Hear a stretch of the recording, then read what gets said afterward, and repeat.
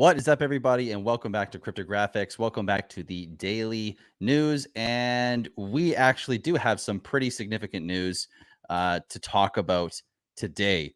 So I'm just going to get right into it. Again, if you're listening, tuning in, this is a kind of episode where you can, or stream where you can basically put me down, go do your thing, and just listen to the background here. So I'm going to explain everything that's been going on over the last 24 hours, and it's got some disappointing news this morning. I'm going to share my screen and I will read it to you for those listening. Let's go to Twitter. All right. So this morning I woke up, and we all did. We woke up to this tweet from Richard Hart. It appears that the PulseX buy and burn gets all of the fees, leaving none for the LP. This same code has been in use for years of testnets. No one noticed, including the LPs. The fix that leaves fees for the LPs is on the right below. The current code is on the left. Now, if you are listening, there are two images. I'm not going to show them here. We're just going to leave them there because it's fine. We don't need to go that deep into it. But this has nothing to do with the incentive token that the LPs earn in the farms. When the new pairs exist with the new logic, everyone can move over to them if they wish, or they can stay where they are, earning no fees, but giving more to the buy and burn. Or you could pull your LP. In summary, if you are an LP in the PulseX currently, or in PulseX currently, you are not earning fees unless you are in a farm, in which case you're earning incentive. The code you have been running is public and open source. Scan.pulsechain.com address link. See the code section function mint fee. I'll let you know when the new code is live. So let's break this down. So first off, I am disappointed. I mean, that sucks to see that there was something that got missed over the last 2 years from everybody. I mean, we basically had so much time and nobody noticed. And I remember when this first came out, and I did try a little bit of liquidity providing. I did notice that I couldn't find the fees that I was expecting to earn. And I had just assumed, I made the assumption that they were just built in somehow, and that was my bad for making the assumption. But I didn't notice them either. Couldn't find a place to see them. So I made that assumption. But let's go line for line through this. So it appears that PulseX buy and burn gets all the fees, leaving none for the LP. So what does that mean? So that means that if we were to go to PulseX on every transaction has a 0.29% fee that is supposed to go 71 or 70 some odd percent to liquidity providers. 21% of that, or 22% of that, is supposed to go and be used for the buy and burn, and 0.0 and a fraction of that is supposed to go to an address we have no expectations of. But instead of that, everything was routed to go to the buy and burn, and all of the fees were used to buy PulseX and then burn it. So there were no fees going to liquidity providers, which is the main incentive aside from the layer of farms to earn incentive tokens. So this is why we were seeing, if we go to, I'm going to switch tabs here. Let's see. Stop my screen share. Let's go to the PLS burn. Let me just share my window here. We can just move from tab to tab. All right. So this is the buy and burn here. We're at 84 billion burned. We've had 4 billion burned since I went to bed last night. So in the last 9 hours, because I'm going to go ahead and assume there's been so much sell off, we've had another 4 billion burned. And so 84 billion, I wonder if I can do this on the spot here. So basically, if we go 84 times 0.76, so basically we should only have maybe like 20 some odd billion burnt at the moment, somewhere around that. But instead we have 84 billion burnt. And those numbers aren't exact, right? They're not exact, but I mean, it worked out well in terms of the buying and burning of the PulseX in liquidity pools. It's not good for everyone who's an LP who's expecting to earn fees. It's not good for the faith of the ecosystem necessarily. It's not good for narrative. It's not good for many things. It's not necessarily, it's not the end of the world, at least in my opinion. I don't think it's the end of the world. This is going to be a short-term thing, but it's not ideal. So let's go to the next line. So the same code has been in use for years of testnets. No one noticed, including the LPs, which is crazy to me. Like I can't, part of me can't really believe that we didn't notice that as a collective. You know, it is what it is. And I'm not saying it's anyone's fault. It's just, it is kind of astonishing that everyone can miss the same thing, but it just goes to show you that like no one's perfect, right? Like you can praise someone and say, oh, it's never, everything he builds is 100% uptime. Well, I mean, you know, you could still say, well, he didn't build, or he forked the code, which is supposed to be battle tested. And it's like, well, if you put something out there, right? If you put something out with your name on it and you mark it as your thing that you built, kind of falls back to you. And I'm not saying that this is like, oh my God, Richard is a failure. No, I'm not saying that at all. There's nothing here that I'm trying to imply that's saying Richard's a failure. But what I'm saying is I'm going to be interested to see what happens here, because this does fall back to him and it's his ecosystem. And there was a failure to see over the last 2 years in testnets that there was something wrong here. So I'm curious to see now what he does, what the team does, if anything is done, you know, and just to watch that. I really don't know what to expect right now. Obviously, we're seeing, if we go to the PulseX price, let's go to dexscreener.com/Pulsechain, as always.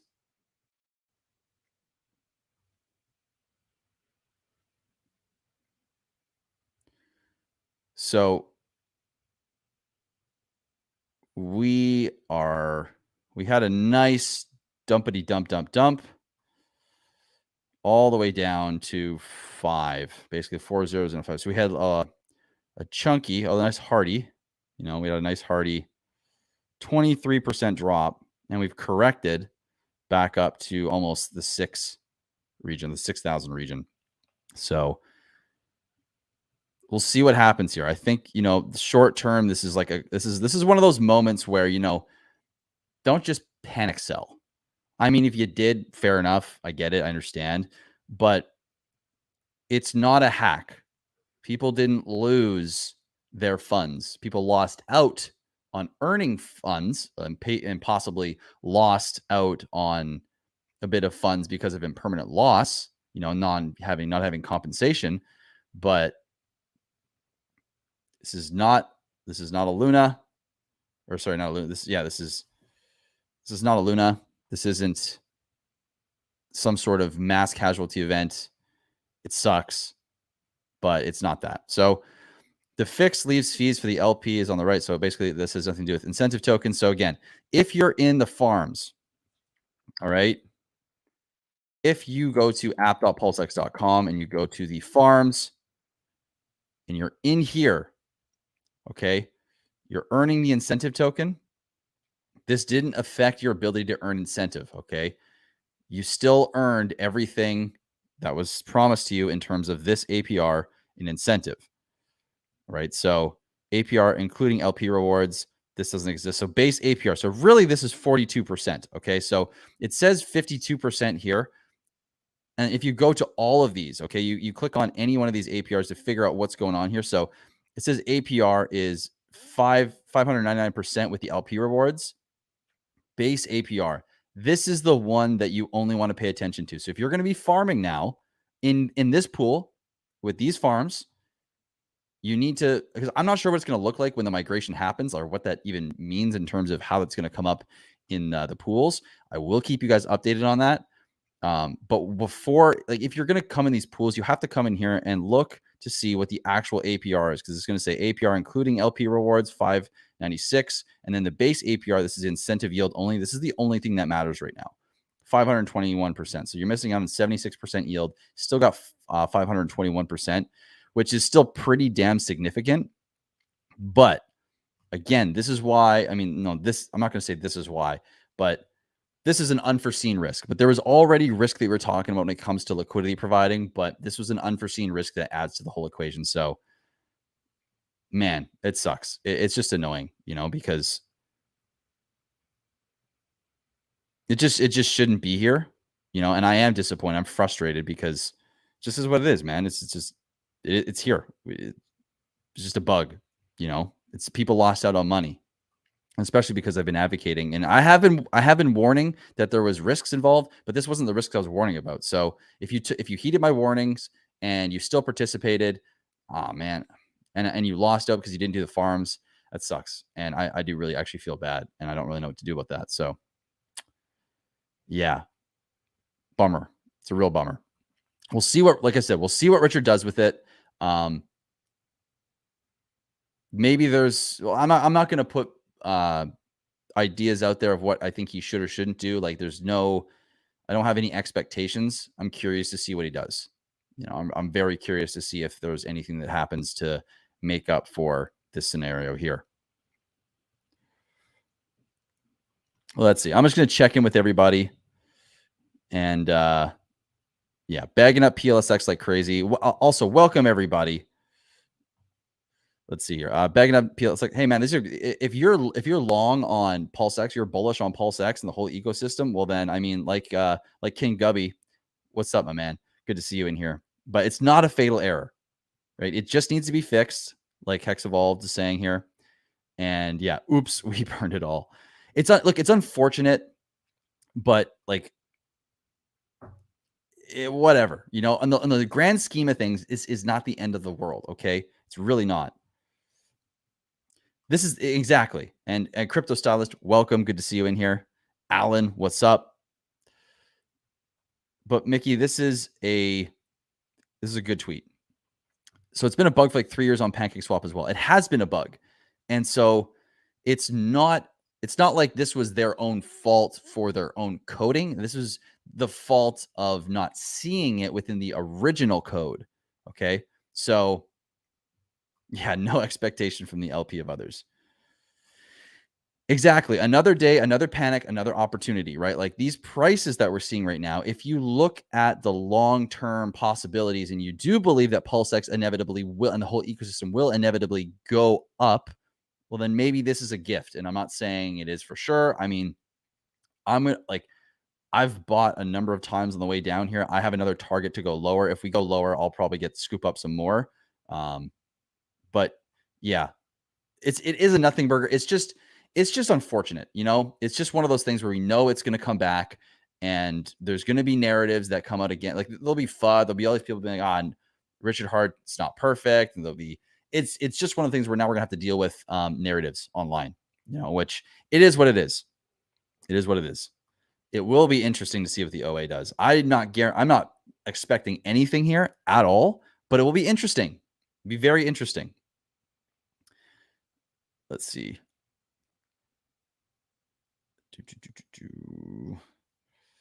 LP fees will be restored. Ink users unaffected. Exactly. So someone's thinking. I don't know who you are, but you're smart. Oh, let's see here. So what the heck are the APRs based upon? Okay, I covered that. I'm gonna skip ahead here. Let's see.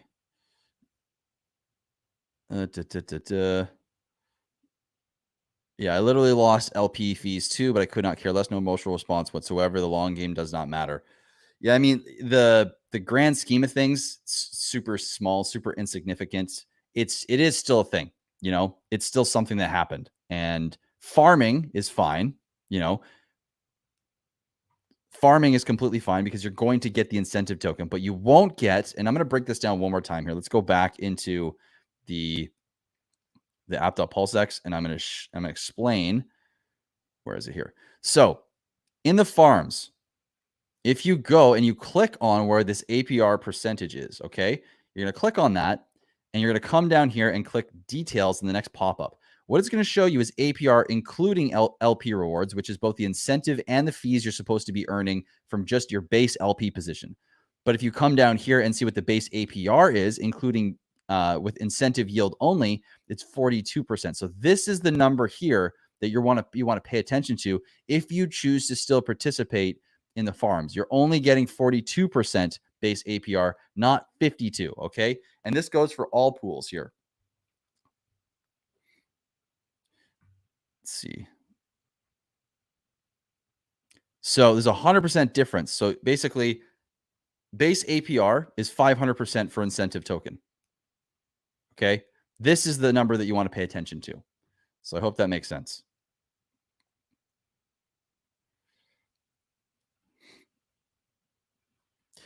Great question. So going forward, the buy and burn number be smaller? Yes, the buy and burn number will be smaller. It'll burn at a significantly slower rate for any of the new pools um, that are that come up and people are participating in.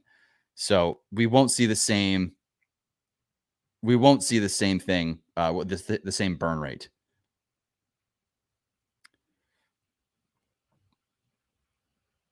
Let's see. Have you ever made anything that's perfect on release? That's a great question. And no, I mean, I don't know many people that has, and it's not like it's the end of the world. And I'm not trying to say it's the end of the world. It's just a little disappointing. That's all, and it's not, like I said, it's not a hack. It's not something that's game changing. It is just a blip that's unfortunate, a little disappointing. It is what it is. But the good news is it was caught, and it was caught in the beginning of an ecosystem, and minimal damage, I would say, in terms of what could have happened, or I don't even know what could have really happened down the road, but it's minimal damage in comparison to other types of flaws that we could see. So I am just gonna wait. I'm disappointed, like I said, but I'm just gonna wait, and we should all wait and just see what happens with this, and just trust that this is going to get worked out, and just watch, and make moves accordingly, or don't make moves, whatever's best for you.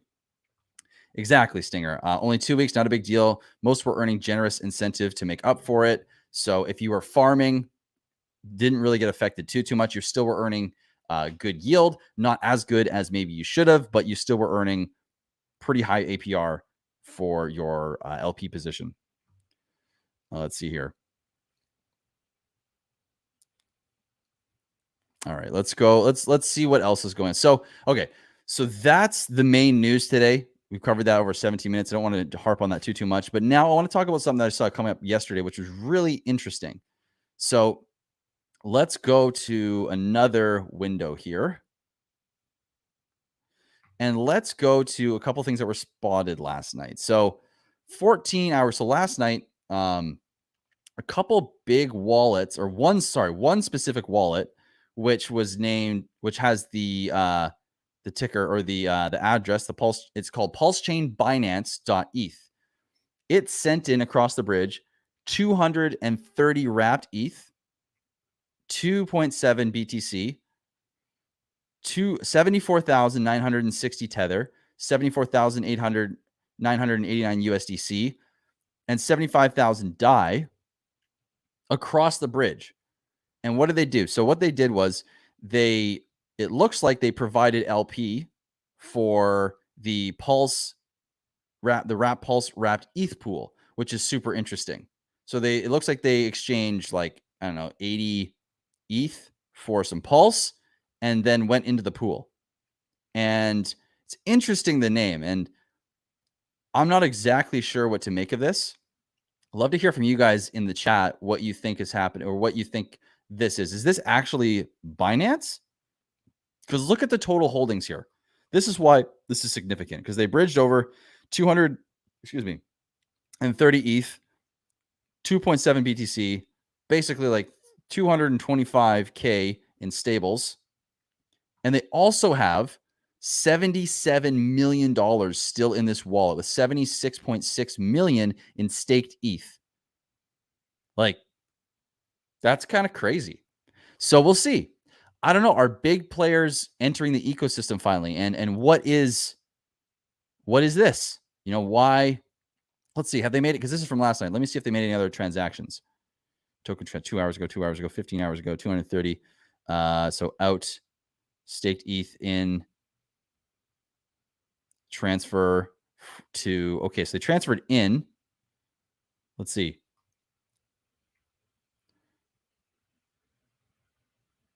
Interesting. So they got their staked ETH in here and is sitting in the Pulsechain Binance.eth wallet.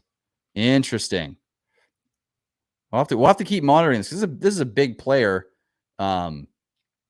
with a lot of funds that's playing around, making splashes in the Pulsechain ecosystem. So this is really interesting. We'll have to see what happens here and where this leads. I'll just check in with you guys and see what you think about that.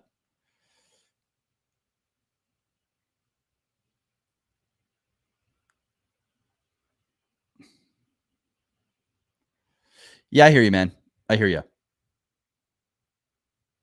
That's why I said I'm disappointed. It's a blip, but it's a blip that actually impacted people and it didn't deliver what it was supposed to. I'm not sitting here. I was the first one to say, man, this sucks. As soon as I woke up, I saw that and I was like, man, I'm not a fan of this. Like, it's disappointing. See what the response is.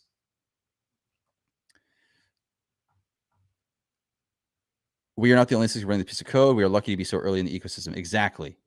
Okay. Crypto says, I think we're going to see a lot more moves like this. Yeah, with big players making moves like this, with this just one, right? So I think this is only the beginning, but I wonder if it's actually Binance. So the conjecture on this is that Binance is opening. We'll see. Okay, yeah. So I'm just waking up to most of this. I haven't actually dug into most of the Pulsechain Binance stuff to see what's going on there, or I haven't done the chain analysis to see where that leads to. But could be really interesting if that's Binance starting to splash around in the Pulsechain side of things. And if they're going to be listing Pulse or PulseX or anything, that could be pretty significant as well. Again, it's just speculation, but we'll see. Yield is too good to resist. If you're in the farms, it's still stupidly high. Yeah, you're missing out on some on the base fees, but you're still getting pretty damn high APR. So, like I said, it's not the end of the world, but like JB of House Steak was saying, or House Stark, JB of House Stark, it is disappointing, and it's I think it's totally fine to acknowledge that it's disappointing and that it is an error and that someone wrong, wherever it stemmed from, is regardless of where it stemmed from, something went wrong and it sucks, So again, I'm gonna leave that one there. Let's keep going with the Binance, the Pulsechain Binance talk for a second here. Let's see. Waiting to see how this is deployed, Frank. We're going to see. Will the farms need to end before the new updated code is deployed?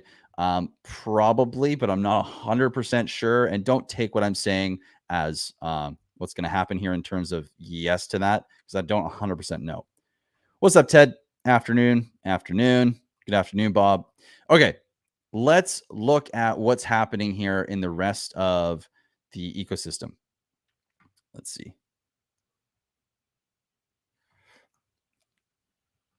Okay, where am I? Give me 1 second, guys. Let's go to Dex Screener. Okay, let's take a look at what's happening with the prices across the ecosystem now, and let's check it out.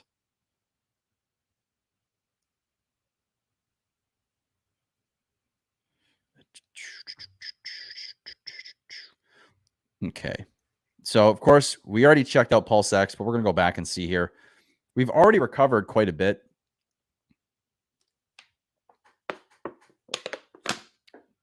Already recovered back up quite a bit, but let's go back and let's look at what Wrap Pulse is doing. We are down. Let's see here. Pulse dropped a lot less, obviously. This is the dump here. So Pulse is only down 7% from that last candle in the 4 hours. So Pulse is not taking obviously as much of a hit, which is kind of to be expected here. Incentive took a 20% dive over the last 24 hours. Let's see here. Yeah, we took a little bit of a hit there. Incentives down a little bit. Not honestly, it's not the worst dip. Like 20%, 25%. These ones are kind of rough, but those aren't even the ones we're worried about here. So let's see what Hex is doing. Hex actually took less of a hit. I think the only thing that really happened with Hex here is that it just got dragged down. So yeah, it just got dragged a little bit. So we're only down like 7%. So that's not too bad. So all in all, I mean, the ecosystem took a bit of a hit altogether, but it's not the end of the world. Prices are kind of just chilling. Let's see what happened with Hedron and Icosa.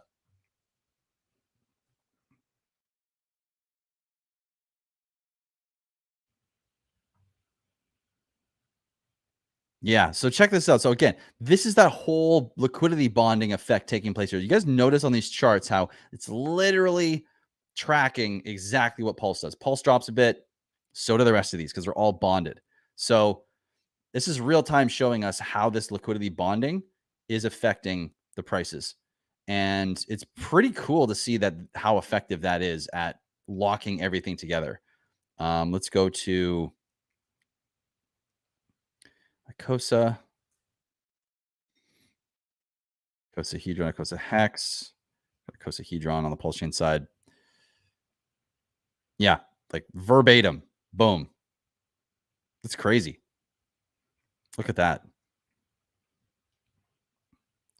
All right, let's see.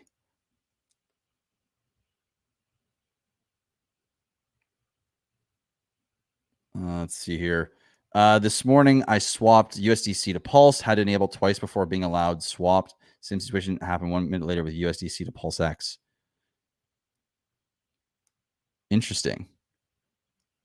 Not sure what to say on that one. If it's still happening, like, you send me an email, I can help you out. Go to email me at support, or you can even go to cryptographics.com, fill out my contact form, and I can help you out with that and take a look at things and see what's going on there in your end. If there's something weird, but I don't know how to answer that on the spot here. But fire me an email. Let's see here. This dude pushed the price up. Hey, I hope I pushed the price up a little bit. Waiting for the pools. Yeah, that makes two of us. Let's see. Yeah, guys, if you haven't already, please go ahead and hit that like button. I'd love to get more people seeing these daily streams, get the news out. So appreciate that. Make sure you're subscribed, hit the bell notification, whole 9 yards. Be great. Bobsled, I like your content. It's all about crypto. I just bailed on Furu. He's so negative, hacking on hexagons today. I couldn't watch anymore. I came here instead. Hey, appreciate you stopping by, man. And I understand, honestly, I'm tired of ragging on a situation. I'll talk about something once when it comes up, but we just want to leave it alone. Let things play out how they're going to play out, and not really just keep hammering on the same topic, because I mean, what's the point? What's it going to do? What's it going to just let it go, say your piece, and then just move on, and take action based on what you think, let your actions speak for themselves, but like, just don't, I don't know. I'm not a big fan. And I was that person too. Like, hey, I've been vocal when I should have just sat down and not done anything. And I'm definitely not the type of person that can, you know, just call anyone out. And I'm not Mr. Perfect at all. I've made my own mistakes, or what could be regarded as mistakes. But honestly, they were learning opportunities for me. I learned so much from being loud and vocal, and like even critiquing Richard Hart.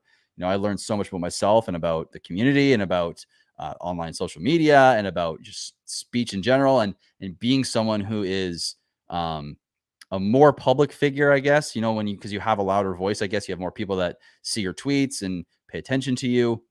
Just because of the position I'm in, but I learned so much from that. And so because of that, I'm like, you know what? Just speaking once, say your piece, and stepping back and allowing your actions to speak for themselves, I think is, for me, the strategy going forward. But hey, I understand, it's a big deal to a lot of people. And I understand why there is a lot of need to talk about it and to try and just figure it out. But I just don't think the strategy for me is to, be vocal in public and to, engage in that, because it is kind of, it's heated, that whole discussion. So anywho, guys.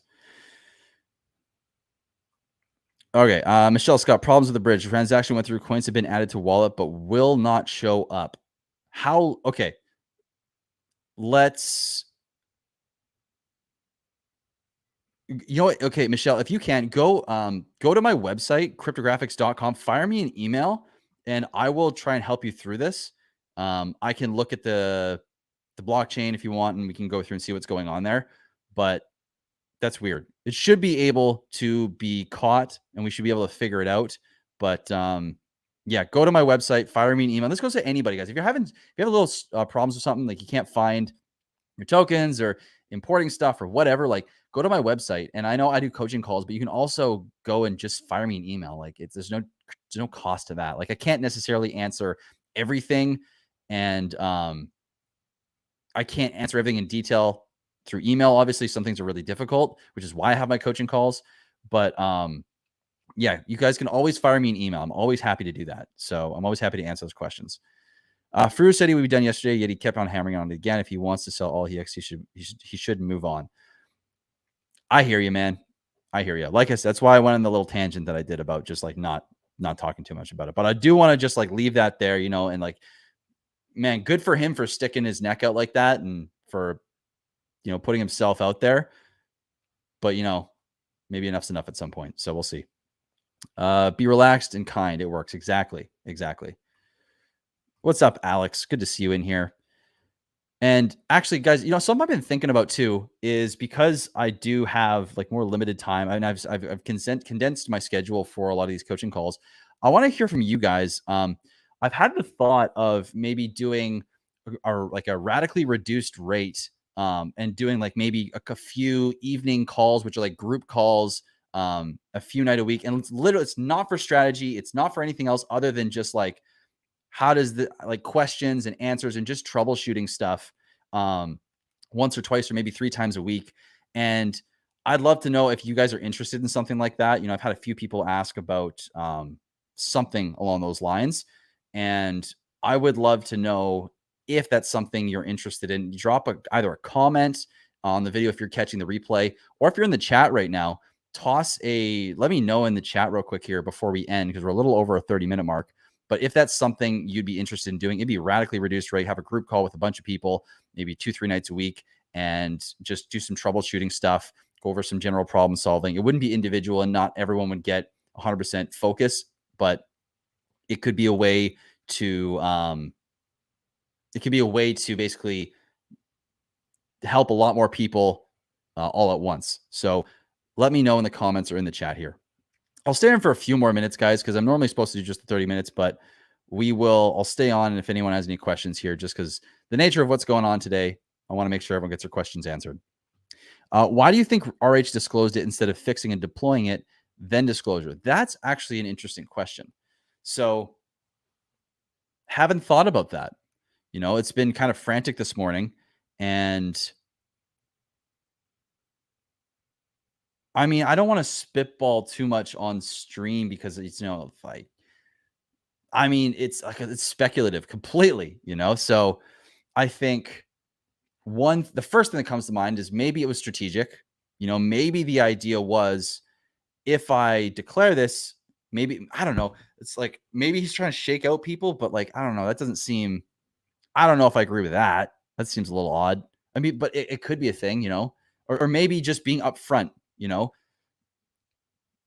it's being upfront's important too. And if it's going to take time to deploy this, you better let people know upfront that something's happened, right? If you notice something's happening and you're like, okay, we've noticed it here, like at this point in time, and it's going to take us to here, which is a gap. There's a gap in that period between fixing it, or between noticing it and fixing it. Then I think having that disclosure is like super important. And I have respect, you know, for him for coming out and just saying that this is an error. You know, it happened. Everyone can come out and make their decisions based on it.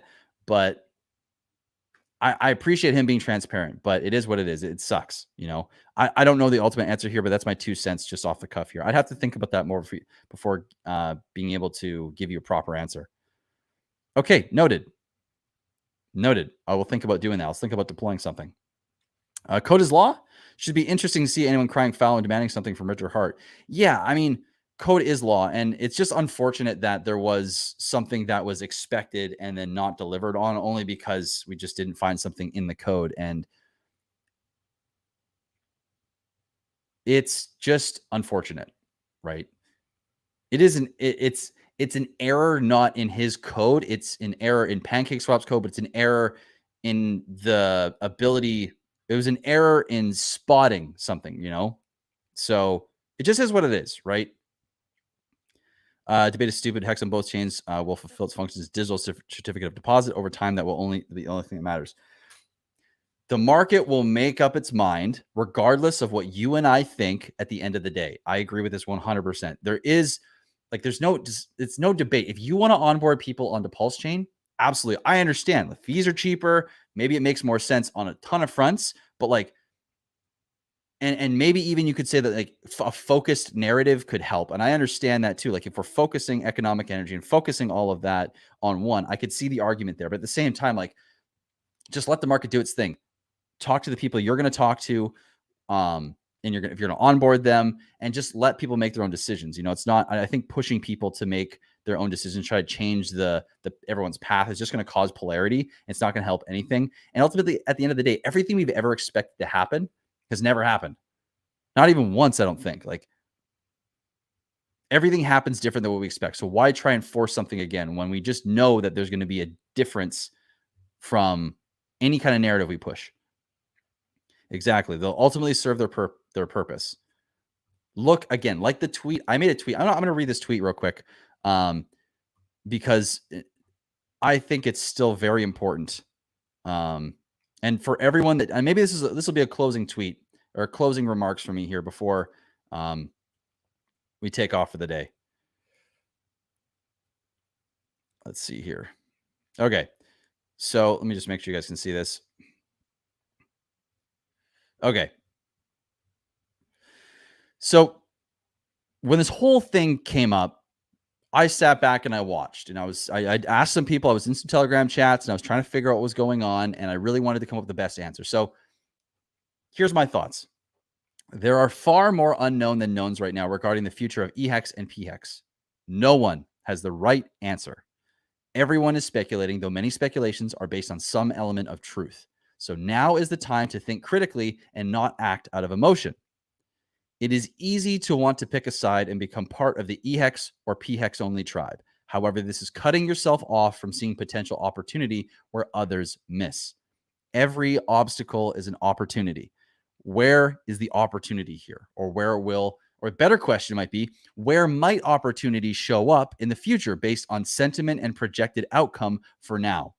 As prices go up, the amount of hex you get per dollar, regardless of chain, goes down. Maybe there's opportunity if one outperforms the other.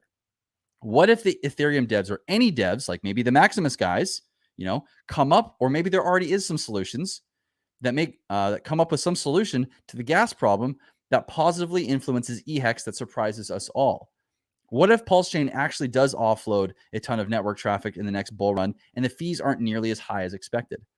Again, these are a lot of what ifs here. And there might be there's way more what ifs to this as well. But I'm stressing this because everyone wants to find the one solution when that's putting your mind in a box and preventing you from seeing opportunity.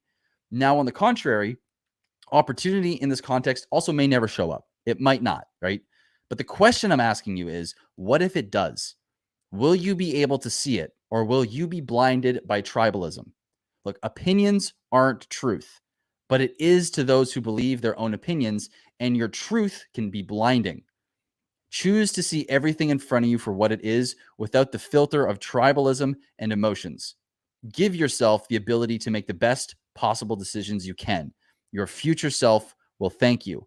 And be okay with taking steps in one direction if it makes the most sense. But don't turn your back on the rest of the possible scenarios and the ability to see other opportunities as they come up. Make decisions. Stand in a camp based on what you see right now, but be willing to move and flow with everything as it changes.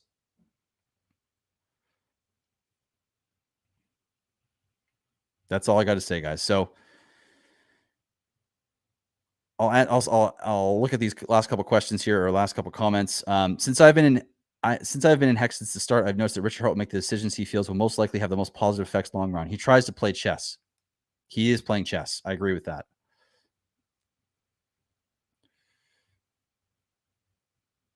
Exactly. Maximus could already be, and the Maximus guys could already be the answer. So who knows, right? Exactly. This is exactly. I was talking a little bit about that, but you hit the nail on the head even better. He could be trying to FUD people out while also admitting mistakes. All right, guys. That's all I got for you today. We're about 10 minutes further than I normally do, but I wanted to stay on and hang out with you guys a little longer. I hope you've enjoyed this stream. I hope you've learned something. Would love to hear from you in the comments what your thoughts are on this whole PulseX situation. Are you super concerned? Are you bearish? Are you bullish? Like, what do you think?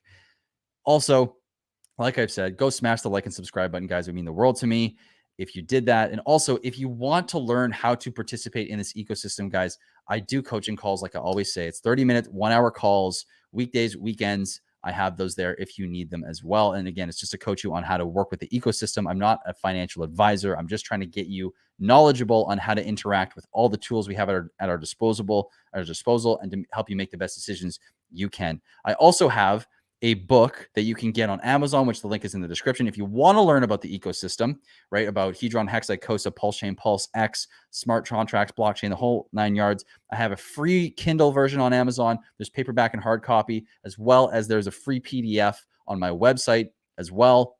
There's a donation link if you feel like doing that as well. But that's it, guys. Thank you so much for watching. I hope you have a wonderful Tuesday. I'll see you guys again tomorrow morning, bright and early. Have a great rest of your day. Peace and love.